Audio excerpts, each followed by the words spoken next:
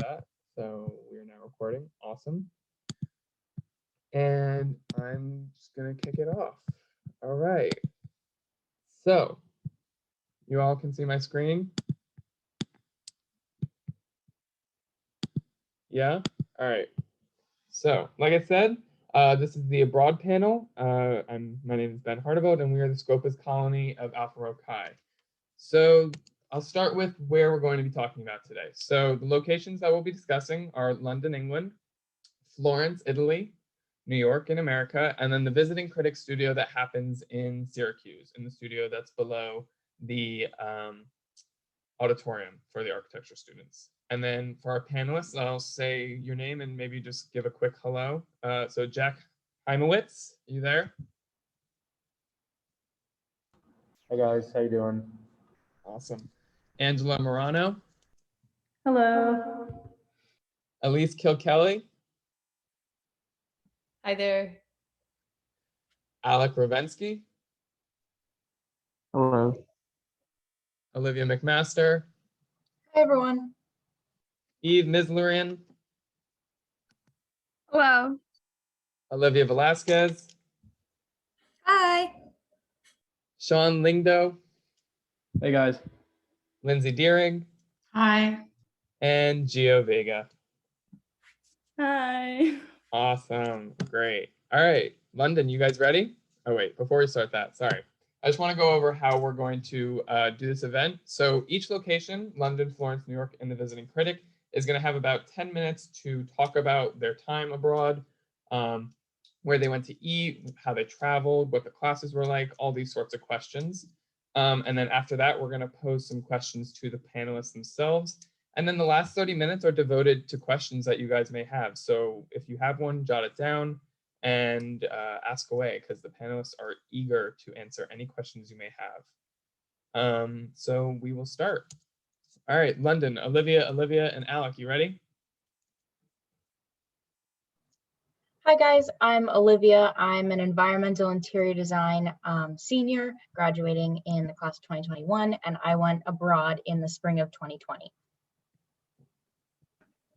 Hi, I'm Olivia Velasquez, and I'm also a senior in environmental interior design, and I went abroad last spring. Hi, I'm Alec Ravensky. I'm a fifth-year architect, and I went abroad the year before the Olivia's did, so in 2019.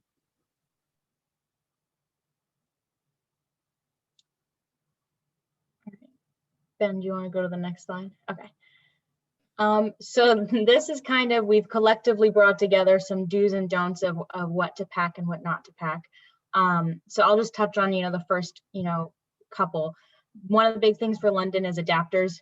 The plugs are completely different. And if you bring anything from America, your plugs aren't going to work. So make sure you have an adapter. And you travel a lot from a lot of different places and different settings, whether it's an internship or your classwork or whatever. So a good backpack that can hold a lot is really helpful, and for weekend trips. Liv, do you want to go? Yeah.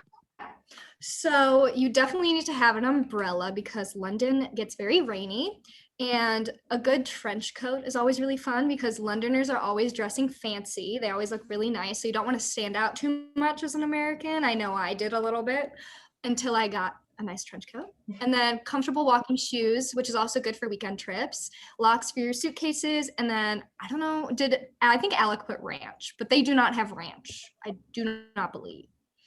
But yeah. And then don't pack a bunch of clothes because you can go thrifting or shopping when you get there, but pack an extra bag that won't rip when you're trying to go home if you buy too many clothes. And then don't pack too many varieties of colors. Just go with good black, white, tan, all those good colors. So yeah. Next slide. All right, there you go. So this is Faraday House. This is where you would take all your classes in London.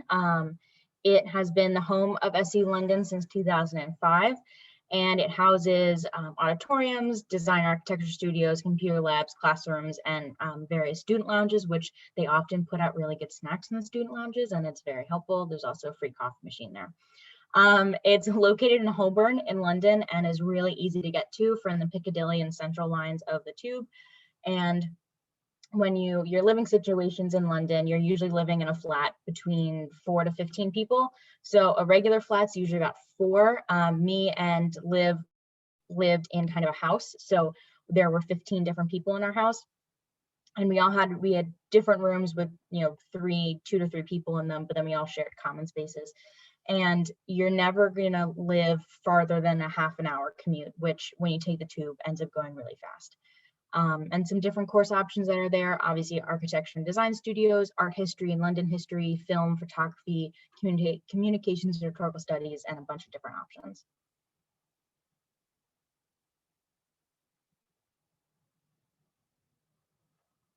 All right, so must-have info for living in London. So when you are there, you have to cook your own food, do all that good stuff. So I personally went to the Source Bulk Foods. It's a very eco-friendly option. It's super affordable. And there's a picture of it, as you can see, where you like grab whatever you need. And I went there like once a week. It was great. And then for other food, like Fun Stuff 24-hour diner called VQ, which is amazing. Slug and Lettuce, which they had great drinks on Thursdays. And then the Prince is like the coolest like food drink place. They have a bunch of different like things in it. And yeah. Another good mention about food, there's kind of 3 different like grocery store options. So there's Tesco, Waitrose, and Sainsbury's.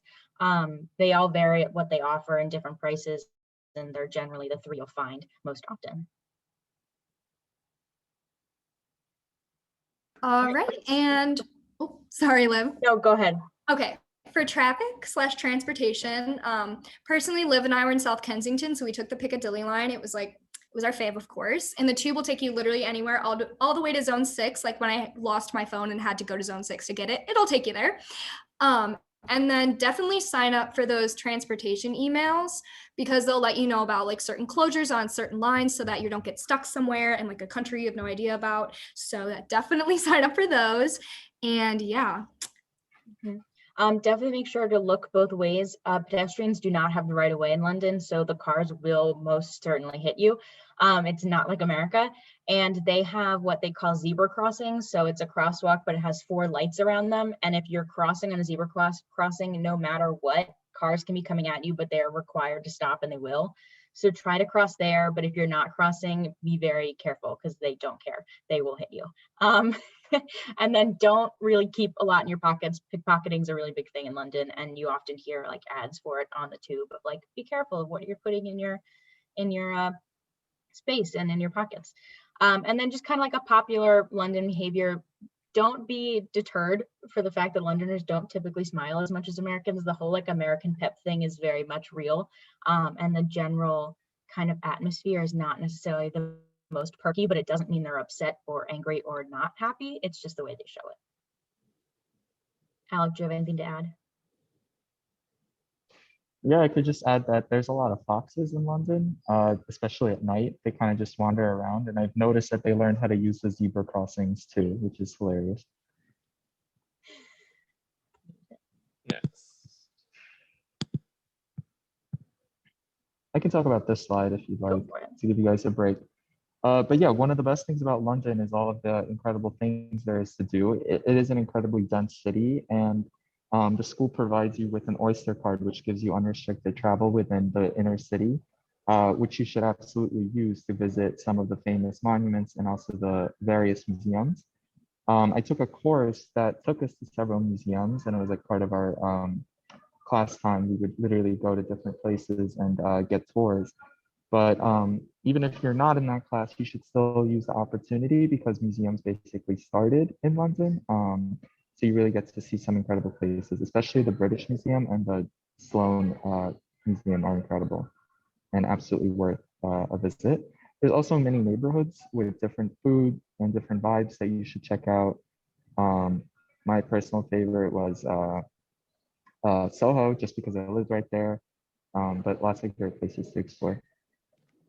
Absolutely. And just to add that museums are all free in London. So like absolutely go to them. They don't cost you unless there's like a specific exhibit, but in general, you can just show up and walk in. So definitely take advantage of it. Next. Yeah, so these are just kind of some pictures that we've gathered of our different travels. So the one in the bottom right, that's Camden. So Camden has a really cool area with the market. You can get a bunch of really interesting kind of vendor goods. It's a really fun place to be, and it's also connected to the various canals. And we took a tour actually of the canals on a narrowboat, which is what that blue boat is in the picture, starting from there for one of our classes, which was a lot of fun. And right above it is Windsor Castle. I went on a tour to Windsor when we did Love London Week, and you're able to sign up for really cool, interesting events.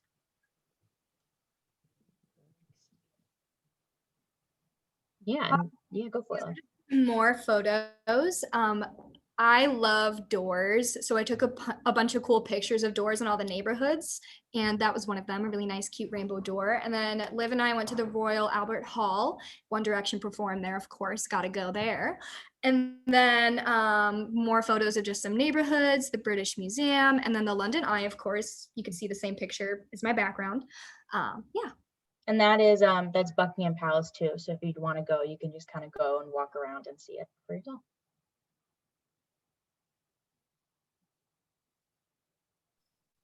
So the top left photo is the architecture professors. That's Gregorio, Davide, and Jad. Jad would be the assistant professor. He's on the left, and then the main professor is in the center. Interestingly, the architecture professors are Italian, but they live and work in London, so they know a lot about the city, and they'll take you on walking tours throughout the city. So in the top right, that was on one of the walking tours. And the bottom left is a place that I accidentally stumbled upon, which is a church that was bombed out, but then reclaimed by parkland and was turned into this weird hybrid natural park. That's cool, Alec. Next. And then you also have the opportunity to travel from London, of course. So the top two photos was a Lockerbie trip that is typically offered once a semester. You just like apply to go. So Lockerbie is the site of where the Pan Am flight in the 1980s crashed, carrying 30 Syracuse students. And so the London Center keeps a special connection with them and invites students to come and visit and do workshops in their local school, which is really cool. And then the bottom two photos are different protests that I encountered while I was there. The one on the left was when Brexit was happening, and these were pro-European Union supporters. And the one on the right was a environmentalist movement.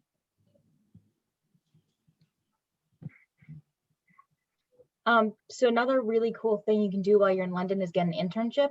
I chose to do an internship while I was there. Unfortunately, it only lasted for a month because of COVID, but it was still a lot of fun. So basically the way they work in London is you take a class called the Global Workplace, and you take this class for 3 credits, and it's combined with your internship. So it only meets once a week, and then for 2 full days of the week, you go to your internship placement. It doesn't have to be 2 full days. You can work it out differently depending on your placement. So I worked 2 half days and 1 full day instead of 2 full days. To get one, you basically go through the internship request form. You work with Maggie, who's amazing and runs the program.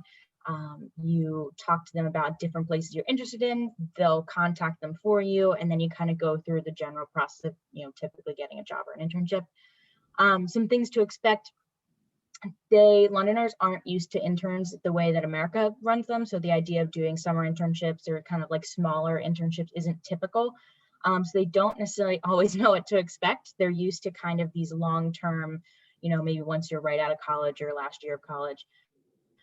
Also, workplace culture is really different. Kind of like I touched before, the general kind of personality of everyone is different. So don't think you're doing bad if no one's specifically praising you all the time. If they're not telling you you're doing wrong, then you're doing great. Finding an internship also is not an easy process, but you will 100% get one. And Maggie and then Becca, who works with her, will guarantee you an internship no matter what. I actually had an internship, and then they spoke with their bosses and forgot to check with them before they offered the internship to me and another student, found out that they weren't allowed to take interns that year. So then I was subsequently got my internship taken away, and then Maggie helped me find another one. So I interned for Carlisle Design Studio, and it was a really great experience. I should note architects are not eligible to do an internship in London, but you can do one in Florence or New York. Next. Mhm.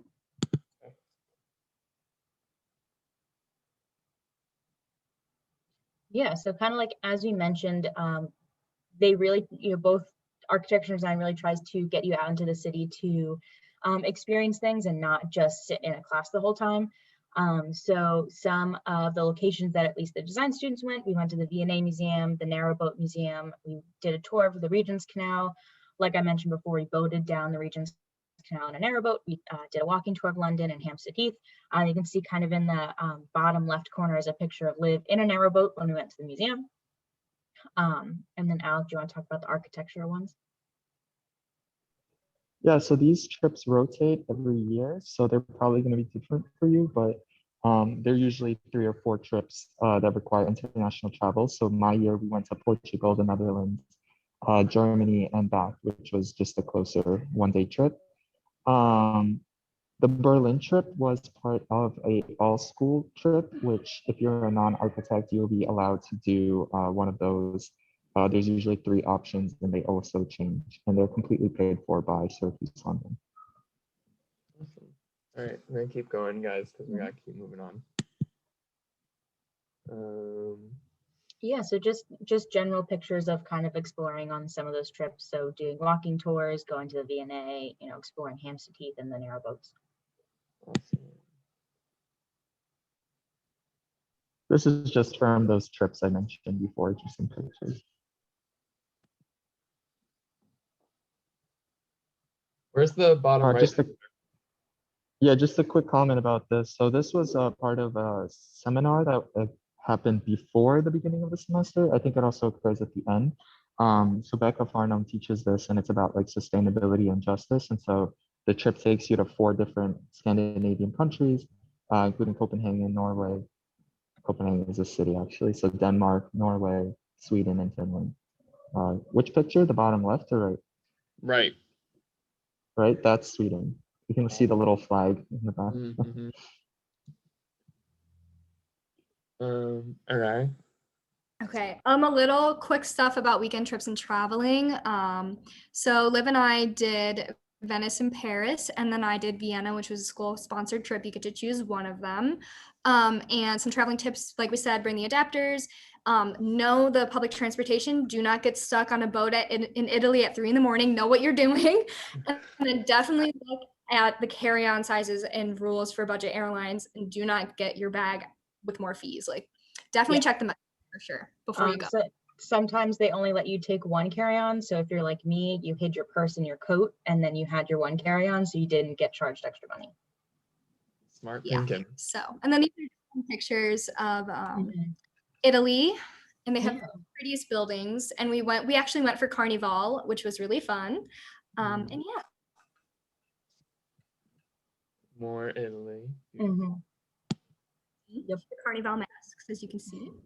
And then today we were in Paris, and we're really offended that we're not there right now. But these are some pictures. That is the best cheese we've ever eaten in our entire life in that picture. Just more Paris and ducks. I love ducks. The Paris ducks were adorable, but yeah. All right, awesome. Thank you so much, London. Florence, you guys ready? Yep. All right, why don't you start with introductions? All right, guys. My name is Jack. I'm a 5th-year architecture student graduating this year, and I went to Florence in the spring of 2019. Hi, I'm Angela. I'm a 5th-year architecture student, and I went to Florence fall 2019. I'm Sean. I'm a 4th-year architecture student, but I did go to Florence with Jack. Hi, I'm Lindsay. I'm a double major in architecture and Latin, and I was abroad both in London and in Florence along with Jack and Sean. All right, awesome. Yeah, so like the last group had, we also have some do's and don'ts for packing. Pack very good walking shoes because Florence is a very walkable city, and most of the roads are cobblestone. So don't be packing your heels and stuff.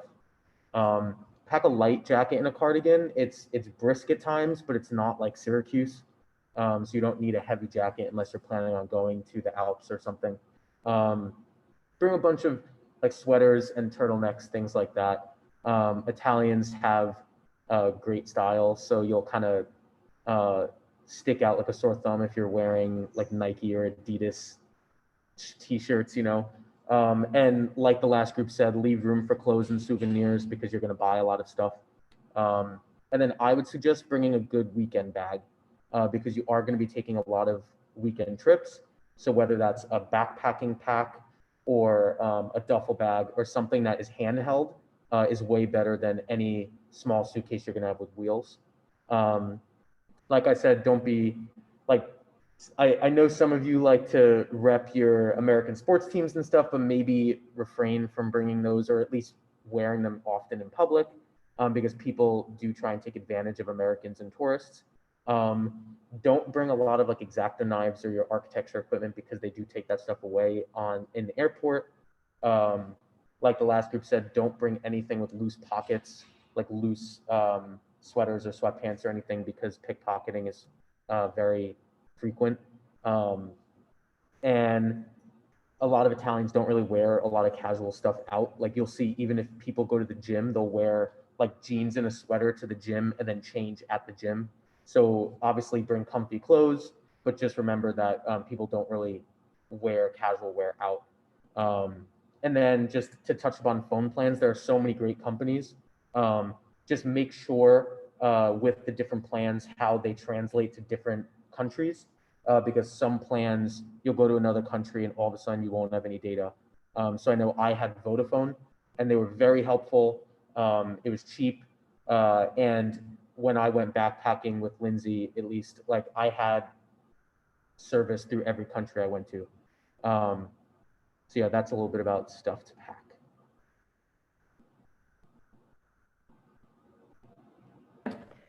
Okay, so the area where Syracuse University in Florence resides is in Piazza Savonarola in a building called Villa Rosa. It's where all of kind of the main classes that aren't studio classes occur. So when you take like Italian or history, other classes like that, they'll occur in the Villa Rosa. It also has a really nice garden for studying and a cafe that you can go to grab a snack between classes. The neighborhood is very nice. It's called Campo di Marte. It's very close to its own train station, which has direct access to Santa Maria Novella, which is kind of the big train station in Florence, which is nice. It's about a 10-minute walk to the Duomo in the city center. And if you just want to walk straight to the station, it's about a 15-20-minute walk. You have various different living situations. Architecture and art students have the option of living in apartments with each other, kind of scattered close to the neighborhood, but usually a 5 to 10-minute walk to the Villa Rosa or Donatello, which is where the art and architecture studios are. Or you can opt into participating in a homestay with an Italian family where you live with the family, they cook meals for you. Whereas if you're living in an apartment, you get a stipend and you kind of buy food for yourself and cook for yourself. There are a lot of interesting course options in Florence, especially for art and architecture. So great art history courses and architecture history courses. You have great studio art courses like screen printing, painting, sculpting. There are great architecture electives for the architecture students. It changes based on the semester and who's there, but they're always really interesting. And just here are a few images of kind of the surrounding area, like one of the apartments that you can live in, the Duomo, and the train station.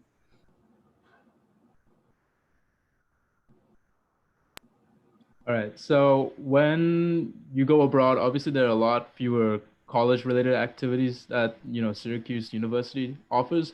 Like you can't watch football games and basketball games, and you can't do intramural sports. But this is the closest thing to it. If you can participate in this tournament, it's an inter-school soccer league. So a bunch of us from Syracuse different colleges like the University of Richmond, Gonzaga, Kent State, University of Central Florida. They all participated in this tournament. And I think there were a couple local teams as well. And it's this intercollegiate league where if you're a player, you can, play it as an intramural sport, where if you don't want to participate in it, you can watch the players play. And it's a really, really fun thing. I mean, like you try out for the team and pretty much everyone makes the team. We had 3 teams when we were playing, when we were abroad. Lindsay and I were in one team and we actually made it to the We final. were the A team. I think we were the B team. It doesn't matter. We had a lot of fun. We made it to the finals. Everyone came to watch us, professors, staff, students. That's the picture in the middle where, we were surrounded by, all our friends and stuff. And the guy in the middle, kneeling, his name is Alessandro. He's the guy who works in the front desk, and he's also our coach. And in the bottom picture, that's our team celebrating after making the finals, and that's our trophy. And Alessandro was actually there with us, but he's not in that picture. There's a picture where we all look good. So yeah, it's a really fun thing. You don't really have to play soccer to really play. And internships, like Alex said, you cannot get an internship in London, but you can in New York and Florence. So if you are picking where you want to go, keep that in mind. I can only speak for architecture students when it comes to internships in Florence, though. It is technically a 1 credit professional class, according to Syracuse University, that is pass-fail, so it doesn't affect your GPA at all. And the way it works is that you send your portfolio and resume to the coordinator, Professor Luca Ponzi, and he has connections with architecture firms in Florence, and he hopefully connects us to a firm, and we work for them part-time while taking classes and traveling during the semester. I think 2 things that you should definitely know if you're considering an internship in Florence. The first thing is that every single internship was different. Was fortunate enough to have an amazing internship. I had a really good experience and learned a lot, and I really loved the people that I worked with. But there was a lot of my friends that they barely did anything. They were allowed to not do much, and they didn't really vibe with the people they worked with that much, and it wasn't that great for learning experience. So it really depends on who you get as an internship. And the second thing is that although these internships really accommodate with your schedule and your classes, and they are really flexible with your time, it is a huge time commitment, just for the reason that when you're in Florence, you are either taking classes or you're doing a weekend trip from survey or like your own personal weekend trip. So there isn't really much free time. I found myself, any kind of hour or 2 I could squeeze, it was going to this internship. So I didn't really have the opportunity to really immerse myself in Florence as much or go to as many restaurants or bars or blah, blah, blah. But I was thankful that I did this internship, but it's something you really should know before choosing to do an internship or not.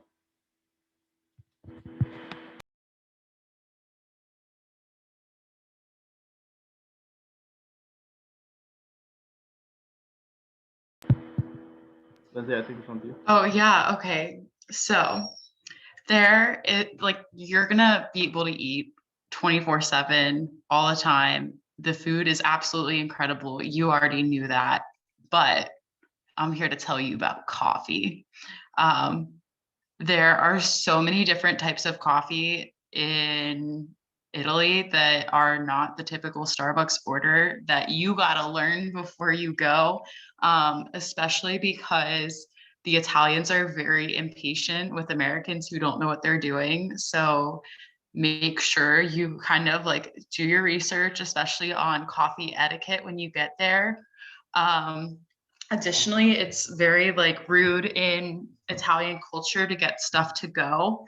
So especially when it comes to getting your morning coffee or getting your cappuccino in the middle of the afternoon, you make a little time to stay and sit down and enjoy the beverage before going straight out to the door. And that'll get you in good favor with all of the baristas. Mm-hmm. Next.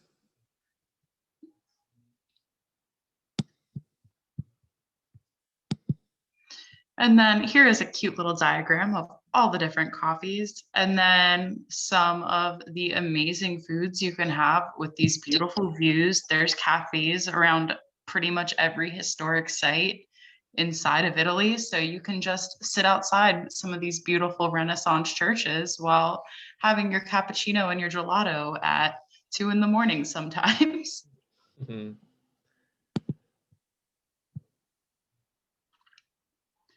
There's also like a crazy amount to do in Florence, especially like if you have time to kill, sometimes you can just walk in any direction, get lost, and just happen upon some beautiful building or church designed by Michelangelo, and then have the best gelato of your life a block away from that. So I highly recommend just not being afraid of getting lost. But there's also really great hiking nearby in the Dolomites. There's the Apennine Mountains to the south. There's also a ton of events just within the city. We went to a Fiorentina game and the tickets are pretty cheap. There's also Boboli Gardens, the Christmas markets, depending on what season you go, and also just a ton of coffee shops to hang out in. Loves her coffee. And then here's some pics of all your friends doing cute stuff. And then here's another one of our many lists of some of the best restaurants and our favorites within the city. That is extremely useful. Mhm. Yeah, so obviously, you're gonna have great food in Florence. Like Lindsay said, you're gonna have all the gelato and coffee and paninis that you want. Don't be afraid to just go into any restaurant and try it out. Everything is great. Obviously, I just kind of laid out here some cheap to medium to sort of higher range restaurants. If you're buying gelato, just make sure a tip to follow is don't really go into a place where the gelato is piled really high and it looks really pretty, because that's going to be the sort of prepackaged stuff, and like the not authentic kind of stuff. So go to some of the places that kind of look more low key, sort of like the more low key and family owned, the better. The same thing with a panini that you're going to buy. Try not to sort of buy ones that are already in like a glass case already made. The best ones are made where there's someone cutting meat right in front of you and putting it together right in front of you. And yeah, there's a lot of great different restaurants to try in every neighborhood, not just the one you're living in or the city center, but the one across the river as well. So just kind of don't be afraid to go around, get lost, get recommendations from people. Everything is great. Also, be really careful. If the restaurant looks super fancy, it might actually be super fancy. If they make sure you look up what a Michelin star looks like, they'll usually have it on their door, but chances are once you get in there, the plates are like $200 a piece, and you don't want the awkward moment of having to like get up from your table and being like, peace out, we can't afford this. Yeah, and a general rule is that a moderate restaurant isn't going to set you back that much. A pizza just for yourself, and you'll even probably take home some leftovers, is probably around 10 to or like 7 to like 13 euros, which isn't a lot considering it's a whole like meal and a half. So just keep that in mind. It's not going to break the bank. And then I also have an Instagram account called Latte Bitch, where I posted all of the coffees that I had while in Florence, along with recommendations and their locations. And then here they are ranked.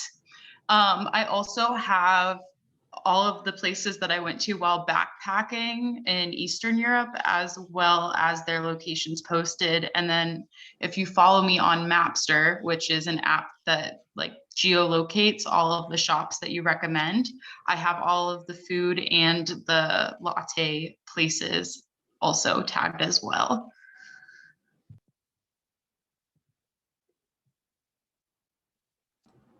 I think this might be mine, I'm not sure. But so obviously going out in Florence, you are going to be legal, because I'm guessing a lot of you will be over the age of 18, which is the legal age to drink in Italy. With that being said, be responsible. it might be your first time going out legally or without your parents or something, or going to clubs. Obviously, everything is fun in moderation.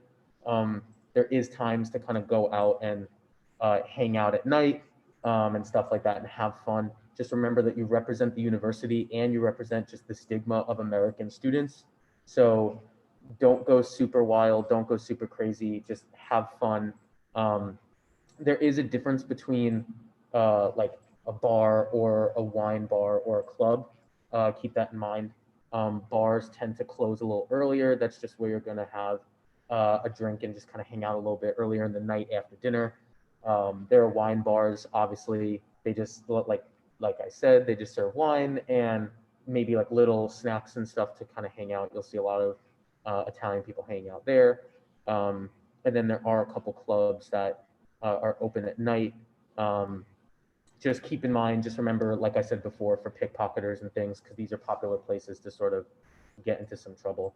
And yeah, these are just some pictures from going out. There's a great margarita place that has great deals for happy hour. And actually the picture in the middle is of a little bodega that's right outside the Villa Rosa. And there's this cute little woman named Rosie who makes great drinks, and she's awesome. And she just loves to talk to students and meet them and know their stories and everything. And you'll see a lot of students kind of hang out there after class. So obviously you're not going to just be experiencing Florence, but you'll be doing a lot of traveling as well. So as part of the Florence program, they let you do a few school-sponsored trips on the weekends. Architecture majors won't necessarily be able to do that because every weekend we travel for a sketching class, but you're going all over Italy, so Rome, Venice, Vicenza, Naples, getting to experience the cities for a few days and sketching as well. Florence itself is a very walkable city, and the train stations are very accessible. As we've said, in other cities, there are biking apps and bus systems that you can use. Using the train is very easy to get to different cities, or you can fly out of Pisa Airport, which is only an hour train ride away and is usually very cheap to fly out of. And some places that you can travel to when you're not off on a sketching trip or you're not on a school trip. You can go to Switzerland, you can go to Trentino, Italy is up by the Alps, great for skiing and hiking. Cinque Terre is over on the coast, and it's a great day trip if you want to do hiking along a bunch of small cities. Vienna, Sicily, Germany, lots of places close by that you can take trips just for the weekend. More pictures.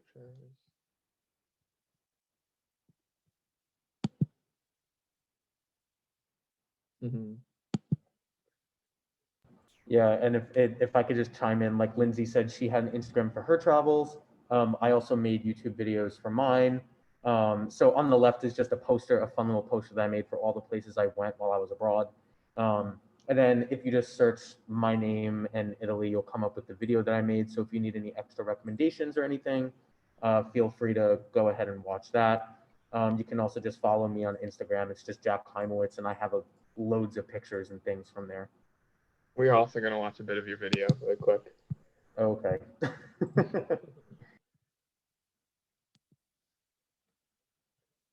Can you guys hear that? Okay.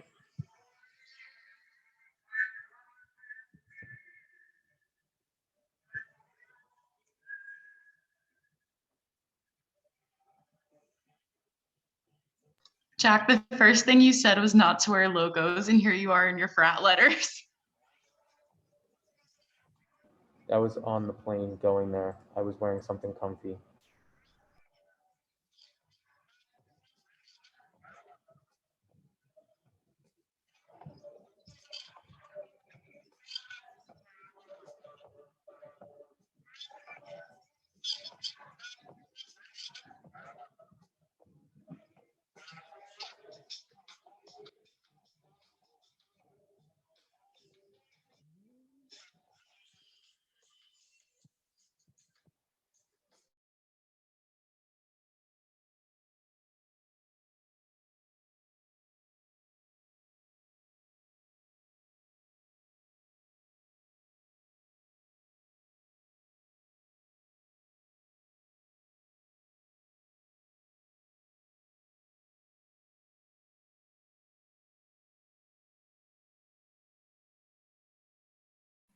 Ben, when you mute yourself, the sound turns off.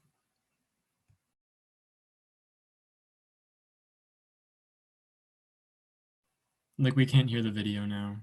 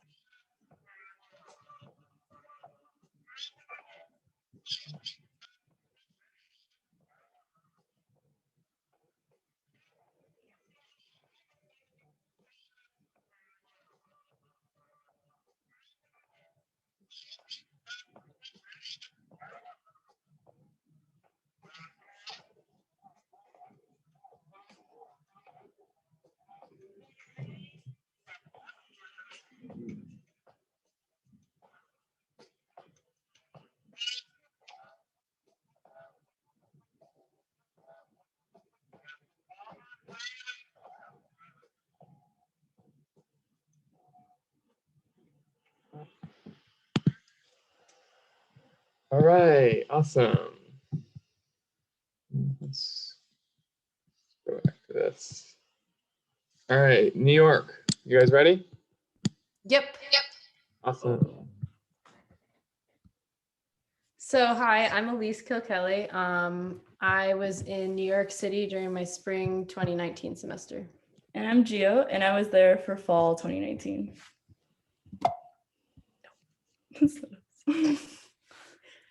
So the Fisher Center is located on the corner of 31st Street and Madison. It's in a really convenient neighborhood. It's in Koreatown. And for housing, I did a long-term Airbnb, which was great. I did EHS housing, which I would not recommend.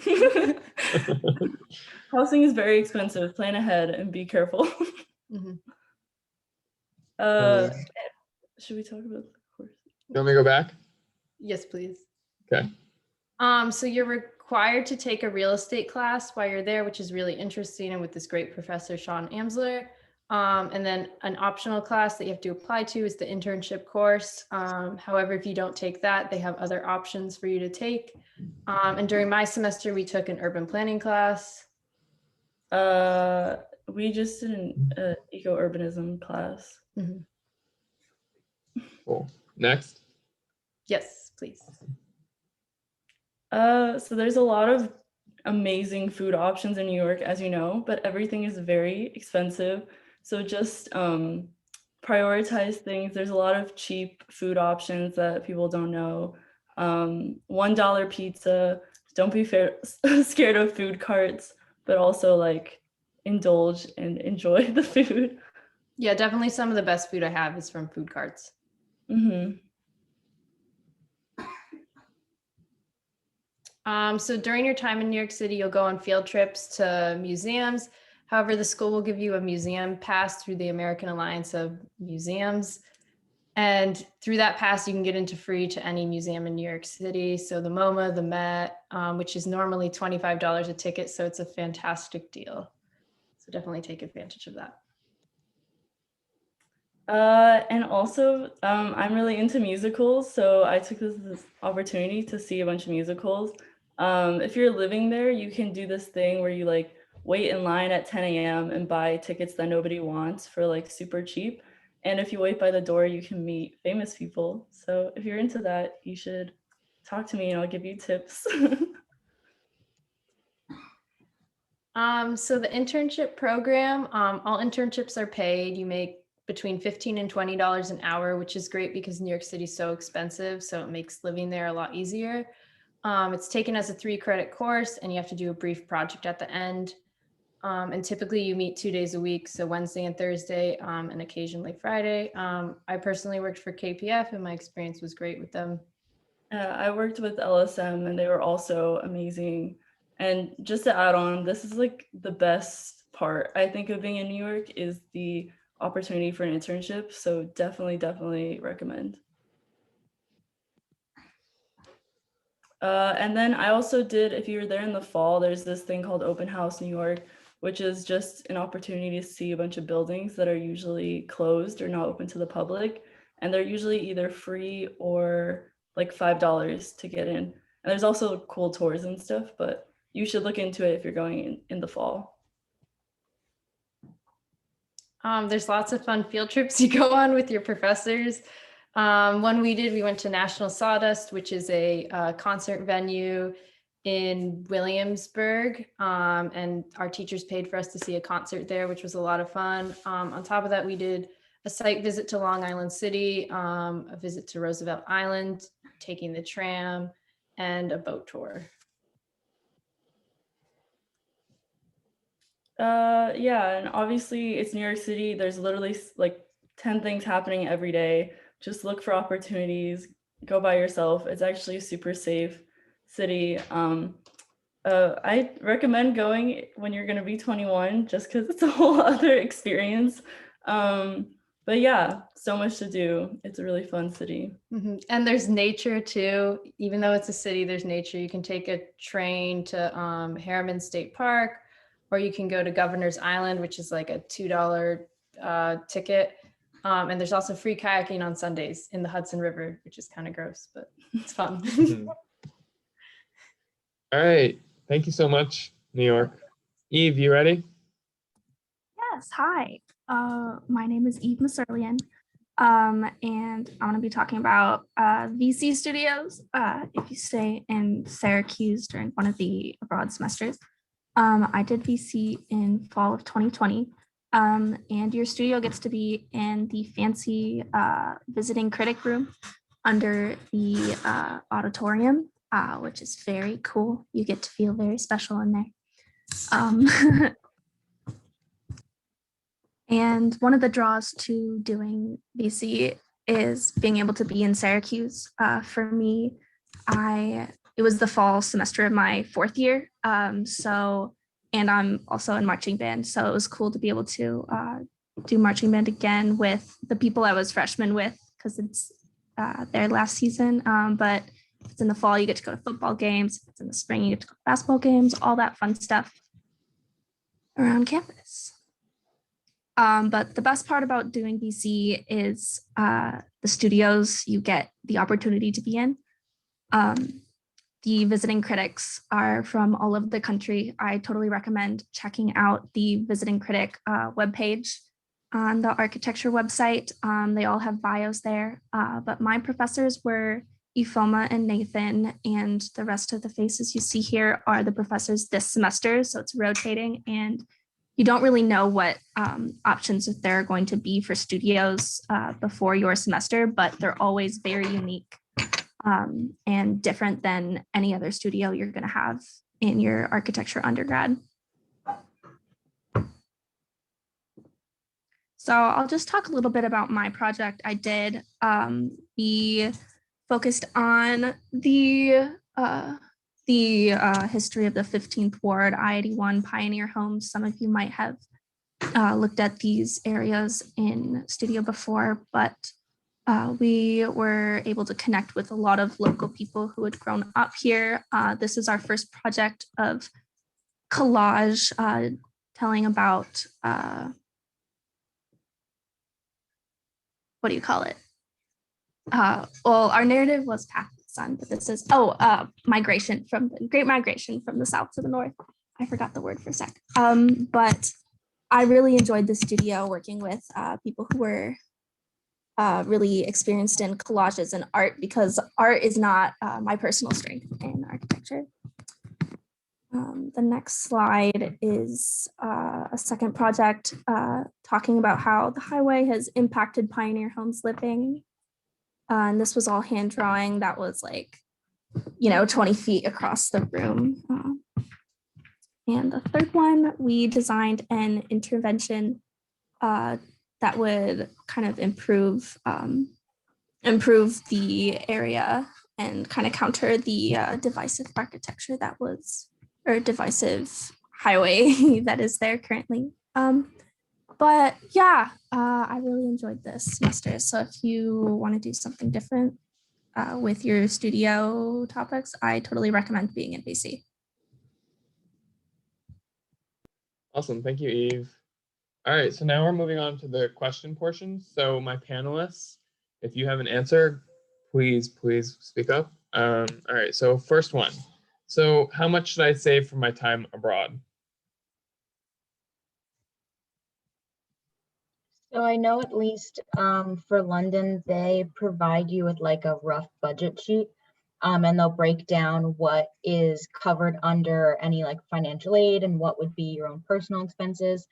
I think a lot has to do with just what you plan on doing, with your time. If you're someone that wants to travel every weekend versus someone that maybe wants to stay around and, explore the city you're living in more, is going to change how much you save. But definitely also decide whether or not you're doing an internship, because it does come with the cost of a visa. So if you decide to do an internship, make sure you understand that sort of element of saving too. If I can What just about my Florence? Yeah, go Jack. So they recommended for Florence, they recommended about $50 US per day, where I would say that's pretty accurate, just because obviously some days you might spend more with the traveling you're doing, and then during the week when you're not really traveling or going out that much or anything, then you'll be spending probably less than that. So I would say average $50 a day, but then it'll even out from there. I also went to Florence, and I think somebody correct me if I'm wrong, but when applying for either the visa or the program in general, I think you had to submit a confirmation that you have a bank account under your own name, not your parents' name, and that there was $7,000 in it. But you're not going to spend that much on just your day-to-day. And if you live in an apartment, they give you a grocery stipend also. Well, also a general rule of thumb is think about where you're going to be traveling, because basically the further west in Europe you go, the more expensive, the further east, the cheaper. So you can stay in Turkey for like $7 a night US and like get food for that day at about $10 US a day. So that's a lot cheaper in terms of living than in comparison if you're all the way in Belgium, where it's going to be about 50 euros, about $60 US a night to stay in a hostel, and then another like 30 for food. So especially if you're traveling those kind of like weekend trips without the school, definitely consider where you're going a lot more around your budget, and that will probably take you further east than you originally planned. Thank you so Also, much. one last comment about food. I know people have said you get a stipend in Florence. You don't get that in London. Everyone lives in a flat. It's an expected cost that you are running, your own flat, that you have money and you go, food shopping for yourself. So I just want to make sure people don't confuse that that's not a general thing. It's only for Florence. Yes, and to add to that, I have like a little budget thing, so you like can write down, well, you can't really see it, but if you like keep track of your spending while you're there, it helps if you set a budget for yourself. Like say this week you're going from London to Florence, how much is your flight or whatever, and make sure you have like, I want to spend this much on this and stuff like that. So definitely plan it out. For New York City, the school does not provide a Metro card, which is about $120 a month.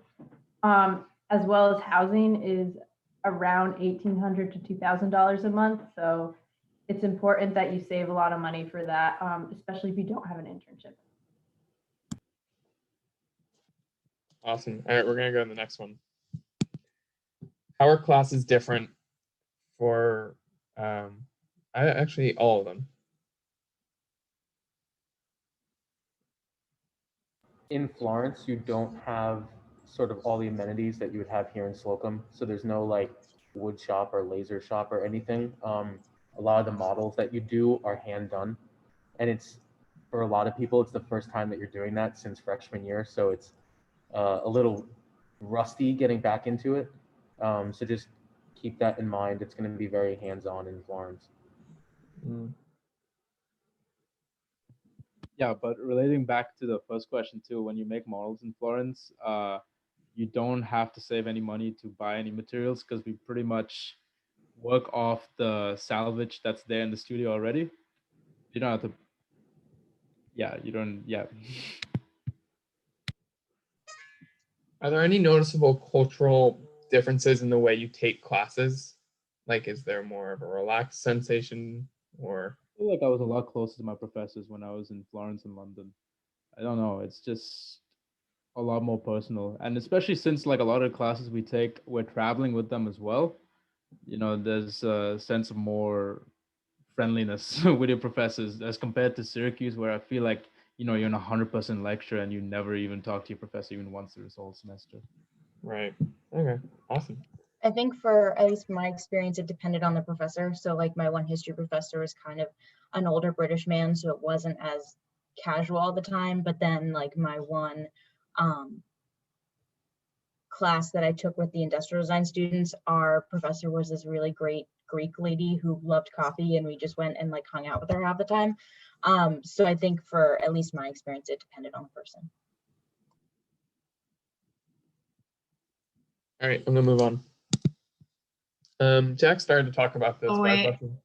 I I did want to say that the classes are a lot harder if you're in architecture, just because of like the way you're scheduled with the like basically with the travel schedule. You pretty much have classes for like 13 days straight, and then you get like 1 day off.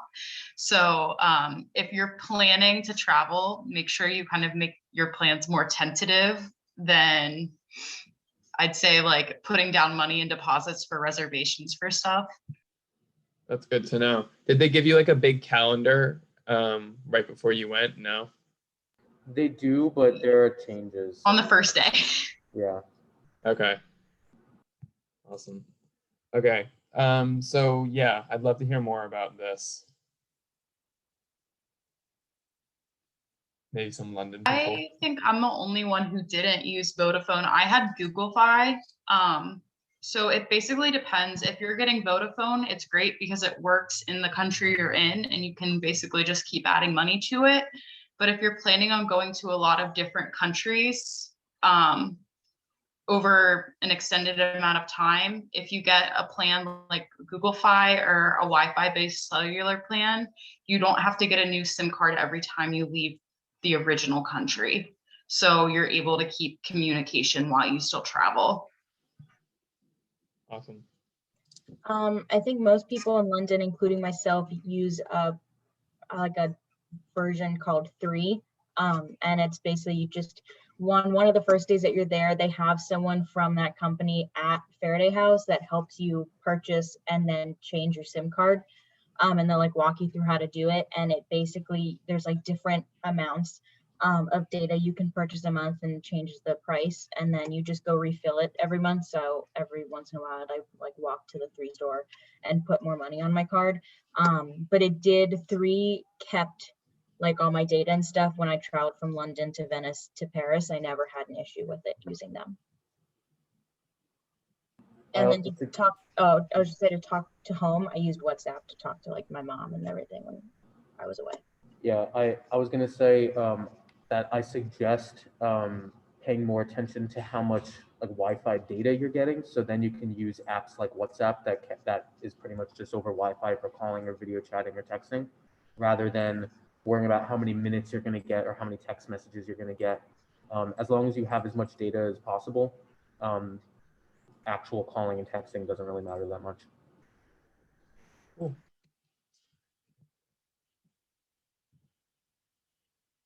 What are some free activities? I can speak a little bit on this. Definitely the museums, they're free in London. And like we kind of mentioned before, walking around neighborhoods is really fun because you can find cute little parks or just like cute little stores to walk into. Definitely like window shopping is really fun. And yeah, I like kind of looked up online like fun activities to do in this specific neighborhood. And then I like wrote it down and kind of planned out my day based on that. So yeah, definitely that stuff. In Florence, I would say the best free activity is just going to churches. I mean, like it sounds a little weird now, but like all the architecture is just so beautiful. And most of them, if not all of them, are free. So in whatever city you're in, you'll be able to see a lot of really cool stuff. Another part to London is Love London Week. So it's the first week you get there. Classes don't start till like the week after, I'm pretty sure, and you get to pick. Initially it's 3, but then they open it up to more if there's extra spaces, like 3 different activities you can go to, and the tickets are covered by the university. So for me, I took a tour of Windsor Castle. I did a bus tour of London at night. I rode the London Eye, and I took a tour of Parliament, all of which were free and included in the program fee. So definitely take advantage of the different programs that the university has to offer. Awesome. Thank you, Olivia. Anyone else? For New York City, there's lots of free things you can do. All the parks are free, and I mean, we used to go there and just like kind of sit around and people watch.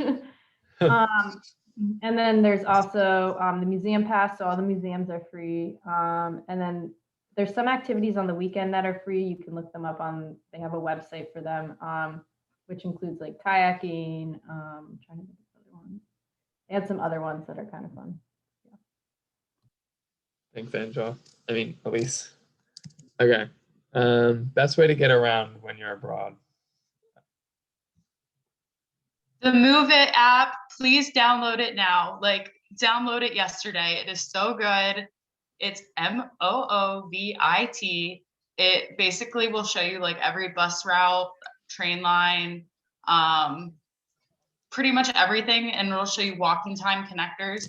Google Maps, they have like a function that's kind of the same, but it's way worse. This Move It is way better. Just get it. It'll solve all your problems, and then also take trains. If you're looking to travel, utilize websites like Skyscanner that kind of look across all, at least like they have flights and trains and stuff. You can do Skyscanner, or another really good one is Rome to Rio. So it's Rome, the number 2, Rio.com. And that shows like all the different routes that you could take to get from A to B. And you can filter it through if you want stops, what your budget is, stuff like that. In Europe, in general, it's a lot cheaper to fly from place to place. Like I flew round trip from Florence to Spain for like $45 US or something. Like it was ridiculous. So yeah, there's a lot of different ways to travel around. And I also recommend Google Flights. I used that a lot too because you can compare some of the prices, but make sure when you're looking up flights on anything that you're in incognito mode, because the prices will go up because they see that you're like looking constantly at it. So definitely be on incognito mode when you're doing your flights. Another really cool opportunity you have for London with travel is the Eurostar train. So it goes directly from London to Paris, and that's how I flew to Paris, and then I came back on the train. It's really cool. It goes underwater. It's a lot of fun. It's a little bit more expensive than a plane ride, but it's kind of an experience in and of itself. So that's a bunch of fun. And then when you are in London, your Oyster card gets you both tube access and bus access. So you can ride the double-decker buses everywhere. And even though they take longer, they're a lot of fun, especially if you're at the top and watch everything. So I highly recommend. Did anyone rent cars? Or what's the process? Yeah. So Sean can talk a little bit more about this because he did more of the logistical stuff. But just remember that if you're renting cars in any country, if you're under 25, there's like a large fee. So just remember to build that in. Also, they tend to just take all the money up front. So if you're a little tight for cash, that could be an issue because they do take the whole rental like up front, and then they say that they like give you back part of it or something. And then just be aware of whatever country you're in, what the driving laws are and stuff. I rented a car in Spain and in Sicily, and both times it was great. I highly recommend doing it, especially if you're going to somewhere like an island or somewhere drivable. But just pay attention to all the prices in advance. Europcar is a very popular brand that people use, so I highly recommend that.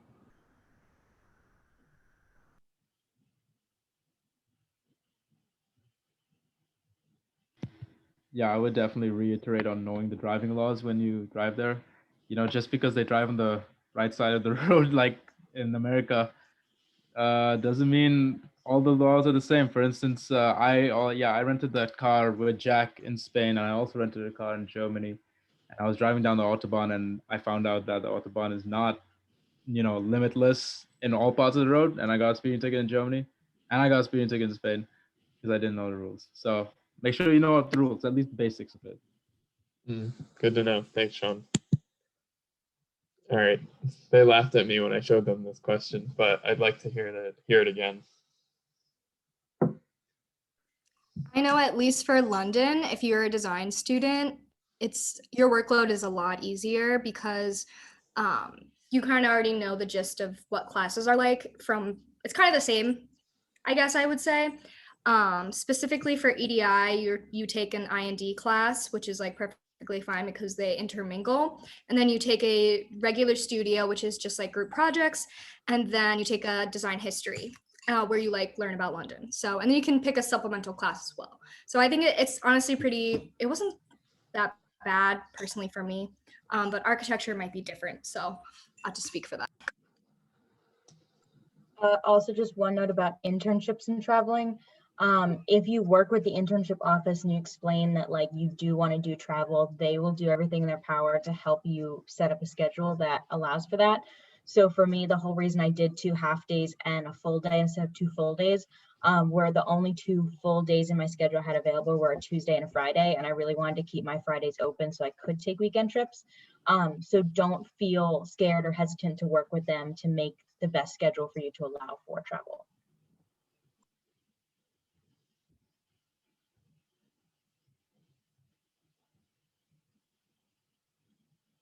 Jump in, architecture students. I would just say, so obviously your workload is still going to be pretty hard comparatively.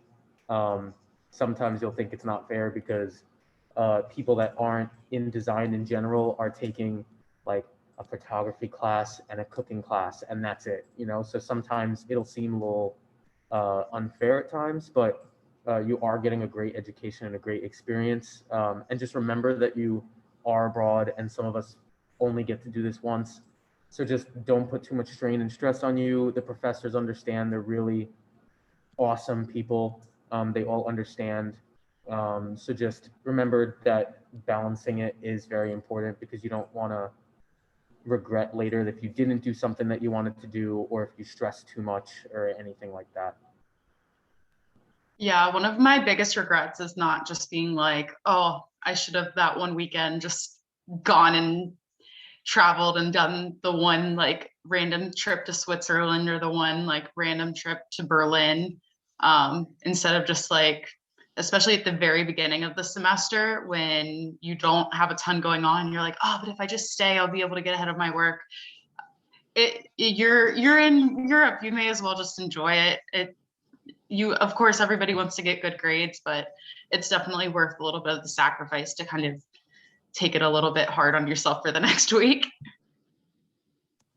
I would also recommend looking at like your 5-year plan or like the remaining degree requirements you have to graduate, because I was able to take less classes than some other people because I either planned ahead or planned to take it another time. So yeah, making a plan and knowing what you have to and don't have to take while you're there is very helpful.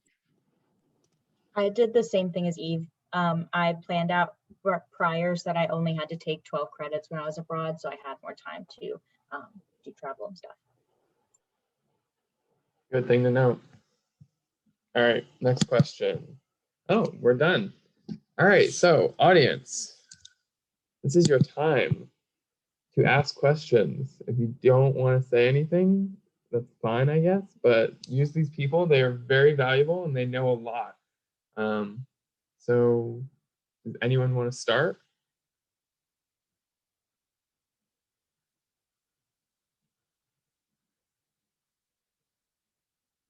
All right, I'll ask a question. My Olivia's, what was your favorite breakfast spot in London?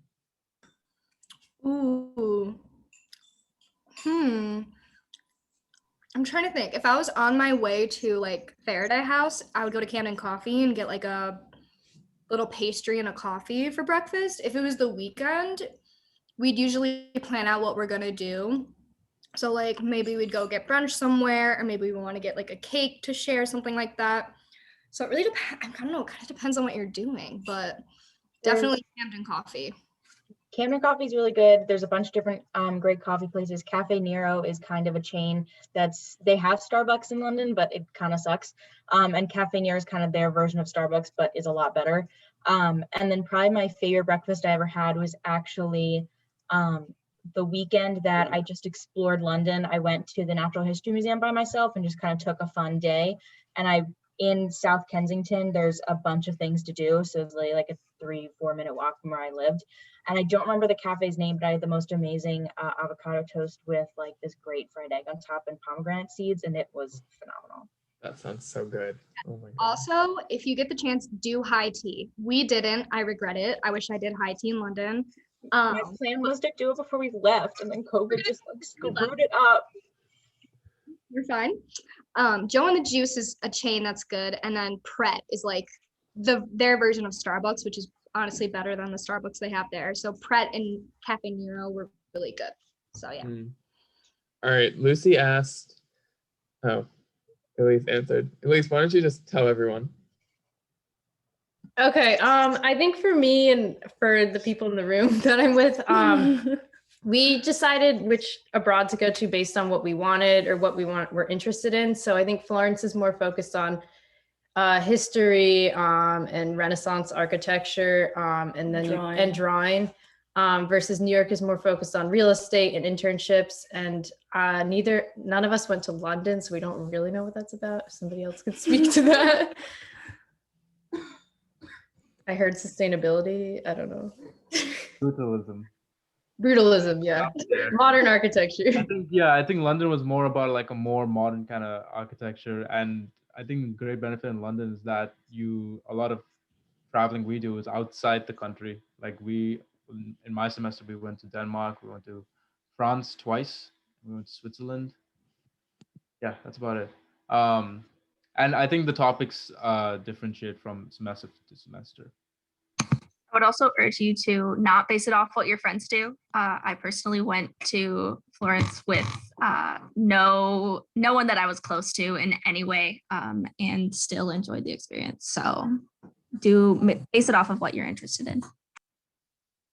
Believe it or not, actually, if I can touch on that, even like me and Sean weren't like best friends when we went abroad, and we ended up living together in Florence, and now we still live together, and we annoy the crap out of each other and love each other. We're still not friends though.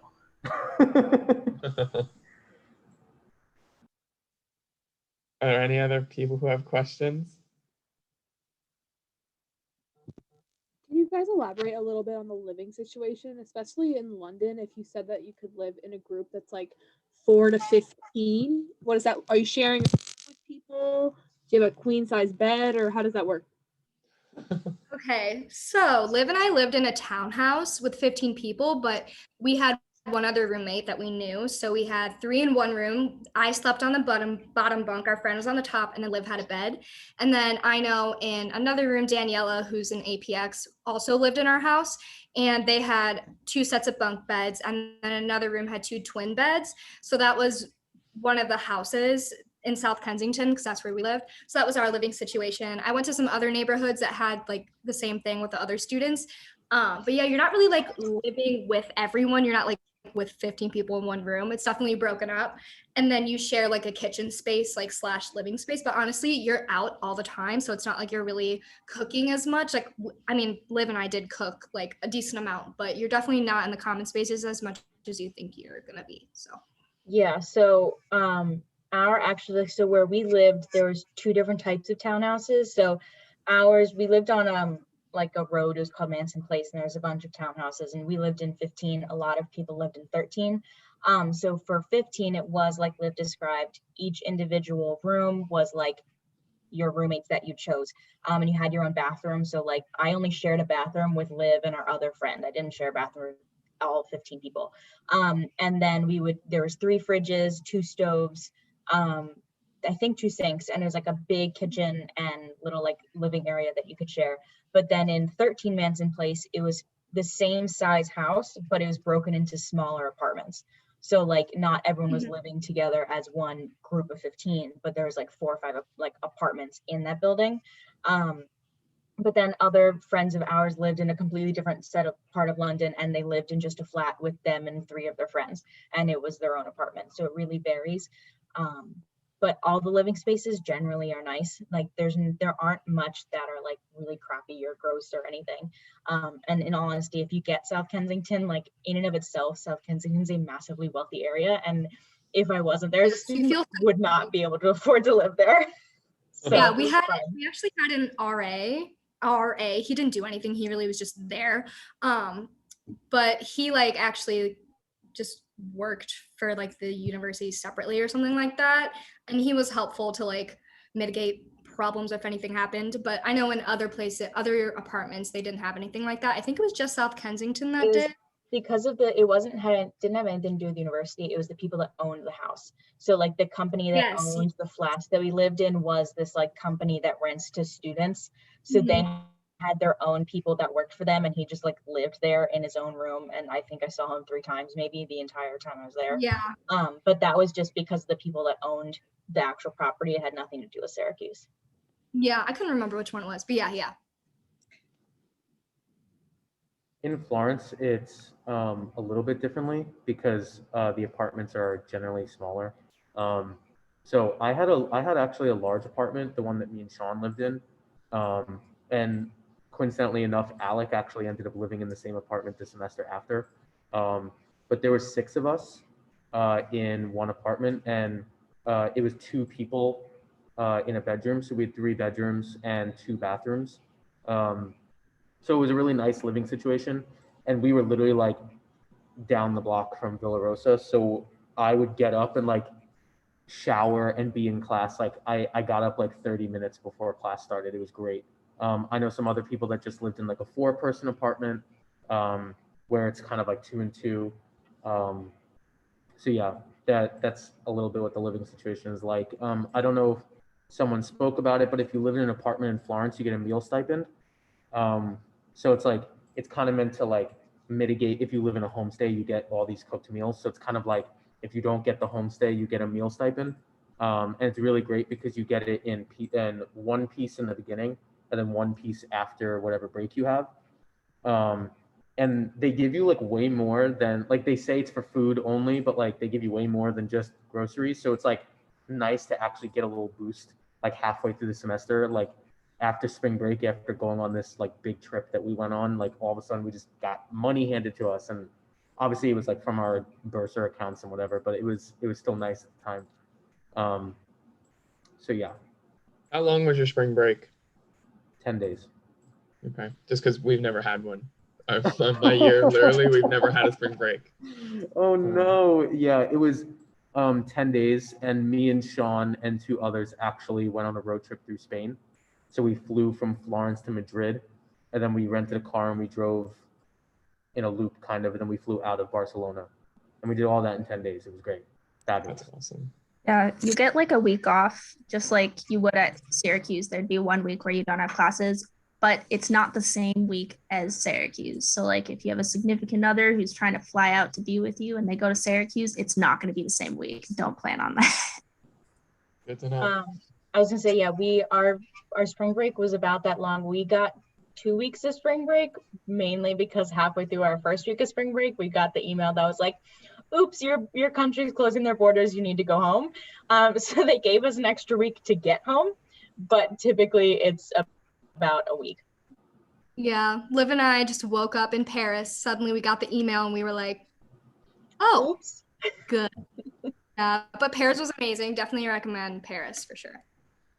When you guys were in Paris, did you B&B or did you just stay in a hostel or? Hostel. Yes, we stayed in a hostel both in Venice and Paris. The one in Venice we stayed at, it was like a 16-person room, so just like a mass ton of bunk beds, with a man who snored very loud. But the Paris hostel, you had an opportunity to pick like an all-girls room, and there's only 6 people in it, so that one was a lot smaller. And then our hostel on the bed. Yeah, it was cute. It had little curtains and little lights in the beds. But both of them were generally easy to get from like where we stayed to like the big touristy places, and definitely use Hostel World as your way to book them. Mm-hmm. Like Liv and I could see the Eiffel Tower from our hostel when we were in Paris. It was iconic. I have some important information on picking hostels. I was just about to say that, yeah.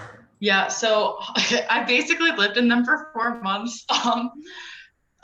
One huge thing on Hostel World is that people can pay, so the hostels can pay to get their results to be first when you look up a city.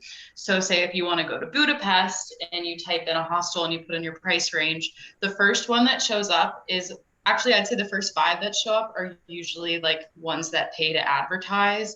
And they have like super cute pictures where like there's hippies playing guitar and like tapestries and like houseplants, and it looks so clean. And then you get there and there's bed bugs, and like they basically stack like 4 people on top of each other, and you get a mattress on the floor and you're paying $30 a night for that. So the best thing you can do is read like the first 5 reviews for every single hostel you look at, and then B, just scroll down, like keep looking. You want it to look a little bit ratchet. If it's a little bit ratchet, that means it's real. If it's like a little bit too nice, that's an IKEA showroom. So just be very wary. And depending on where you go to, especially if you're going with friends, especially further east, it's sometimes cheaper to get Airbnbs and split it with your group of people. You just have to make sure that you say that you have 5 people if you have 5 people. Yeah, if I could just touch on the hostel thing, hostels are great. I highly recommend going to hostels, especially if you're traveling by yourself. I know some of the places I went to, I was by myself and I got an Airbnb, and it was kind of like weird, like going out and exploring, and then you kind of just go back by yourself. And like it would have been way better if I stayed in a hostel, because there is that sort of environment where you're meeting people and everyone is amazing. Everyone has the same mentality when you go to a hostel. I put in the chat 2 websites. There's one that Lindsay was talking about called Hostel World, which is the best website for booking hostels. And then there's also a website that I use called The Broke Backpacker to figure out what hostel I wanted to stay in, because they do a really good job of kind of dividing up categories. So it's like, if you want like a private hostel, here's your best ones. And if you want like a social hostel, here's your best ones. Or if you want a hostel that has events at night, here's your best hostel. And you can literally just type in like whatever city you're going to, and it ranks them all out. And it's honestly such a lifesaver. Be wary of Australians, because like Europe is literally like 50% Australians who just graduated from high school, and they're all drunk. They are a ton of fun, but you will spend all of your money going to like 2 bars with them, and like you can't sustain yourself on that type of lifestyle for very long. So just be aware of the Australians. Good to note. Thank you, Lindsay. All right, we are approaching 7:30. I'm grateful for everybody who stayed on the Zoom. I hope you found it valuable. I certainly did. I was taking little notes during it. Take a picture? Yeah, take a picture. If you guys can turn on your cameras, or if you want to, that'd be amazing. So, ready? 3, 2, 1. Thank you. Awesome. Thank you so much, Valeria. All right. My panelists, will you stay on for a sec? But everybody else, you're free to go. Thank you so much for coming. This will be recorded, so just remember, if you need any more of this information, it'll be on the APX YouTube.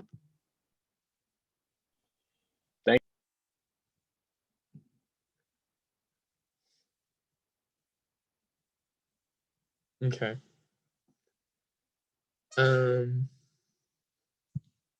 So someone reached out to me and asked if I would send the presentation to them through an email. Do you guys have a problem with that?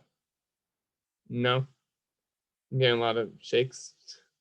All right, great. Thank you so much for doing this, you guys. It was super, super helpful. You guys did a phenomenal job. You all talked very well.